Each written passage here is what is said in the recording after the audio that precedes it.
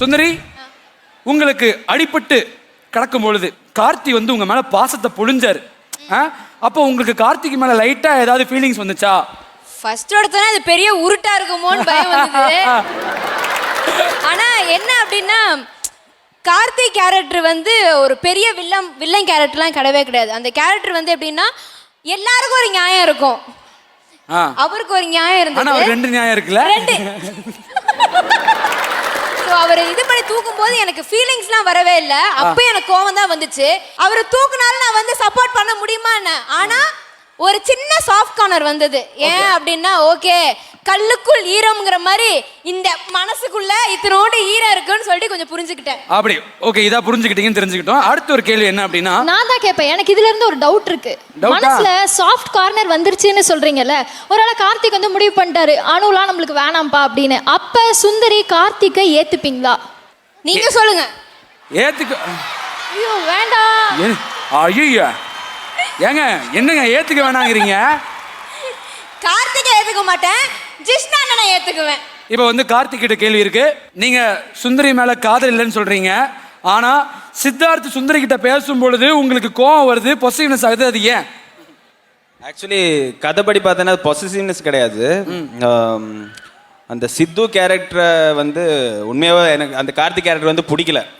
அது ஒரு சின்ன இன்சிடென்ட் ஸ்டார்டிங்லேயே இருக்கும். அவர் ஒரு கெட்ட பொறுக்கி மாதிரி தான் பார்த்துட்டு இருக்கு இது வரைக்கும். ஸோ அந்த மாதிரி கேரக்டர் சுந்தரிக்கு வேணாம். சுந்தரி கிடைச்சி அவன் நல்லா இருக்க கூடாது, சுந்தரிக்கு வந்து அப்படி இருக்க கூடாது, என்ன மாதிரி இருக்கணும், அந்த மாதிரி எண்ணம் தான் இருக்கு. வேற மற்றபடி பாசிட்டிவ்னஸ் எல்லாம் அந்த கேரக்டருக்கு கிடையாது. சரி, அடுத்த ஒரு கேள்வி என்ன அப்படின்னா, இத்தனை நாள் வந்து பாத்தீங்கன்னா அணு கூடயே நீங்க இல்ல, சுந்தரி கூடயே இருக்கீங்க, ஹாஸ்பிட்டல்லே இருக்கீங்க, நீங்க அணுவை மிஸ்ஸே பண்ணலையா, இல்ல சுந்தரி கூட இருக்கனால அணு தாட்டே வரலையா? ஆக்சுவலி வந்து கார்த்தி வந்து பார்த்தோன்னா இந்த கதையோட பேஸே வந்து அனுவோட லவ் தான். இந்த அனுவோட லவ்வினால தான் இவ்வளோ பிரச்சனை சுற்றி வந்துட்டு இருக்கு. இந்த அனு என்ற கேரக்டர் இந்த சீரியல் என்னன்னா, கார்த்தி எப்போவுமே சுந்தரி கூட பாசமாக தான் இருந்திருப்பேன்.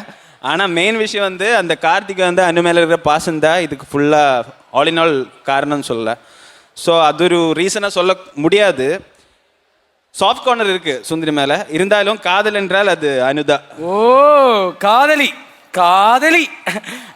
சரி, அடுத்து காதலி என்ன பதில் சொல்றாங்கன்னு நம்ம பார்க்கலாம். கேளுங்க, காதலி கிட்ட கேளுங்க. அனு, இப்போ சுந்தரி வந்து உங்களுடைய உயிர் தோழி தானே, உங்களுடைய இடத்துல இருந்து கார்த்திக் அவங்க நல்லா தான் பாத்துக்கிறாங்க, இருந்தாலும் ஏன் உங்களால அக்செப்ட் பண்ணிக்க முடியல?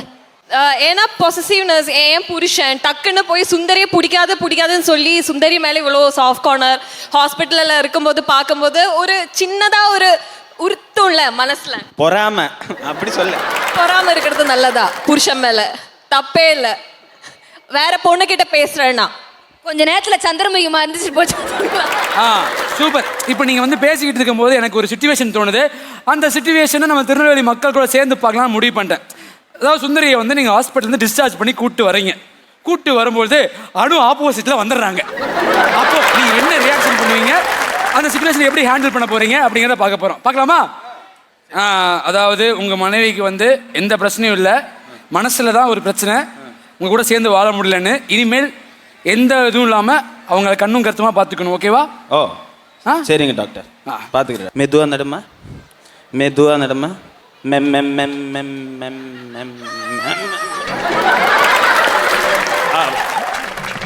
அனு, ரெண்டு பேரும் என்ன பண்ற? அனு புடிச்சுக்கோ.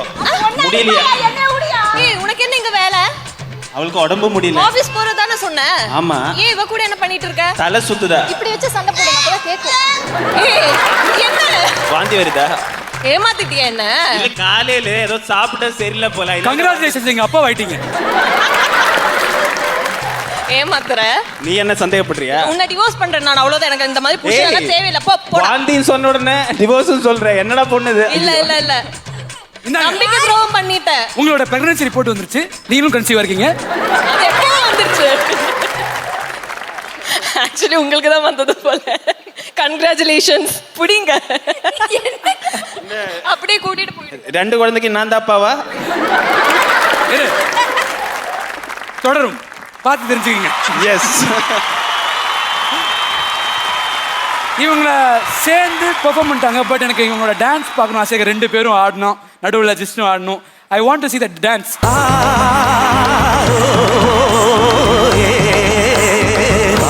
மேலே